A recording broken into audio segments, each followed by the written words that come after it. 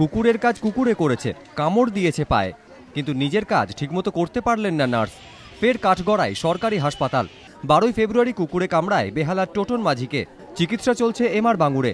কুকুরে কামড়ানোর প্রতিষেধক ইঞ্জেকশন নেওয়ার জন্য টোটন মাঝিকে 4টি ডেট দেয় হাসপাতাল কর্তৃপক্ষ।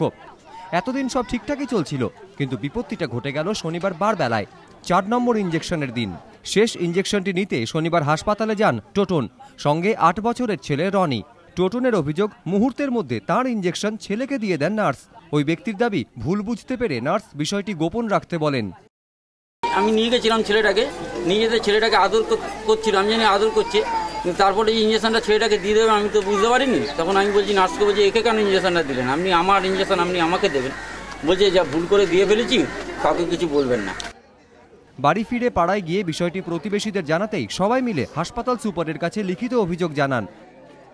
খবরটা যথারীতি আমাদের কাছে আসার পর আমরা পাড়ার ছেলে 4-5 জন মিলে গিয়েছিলাম সুপারের কাছে দেখা করতে এবং রিটেন কমপ্লেন করেছি।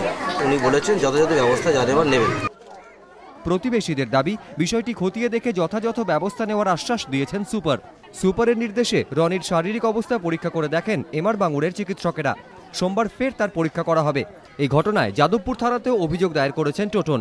প্রবীর চক্রবর্তী, এবিপি আনন্দ, কলকাতা।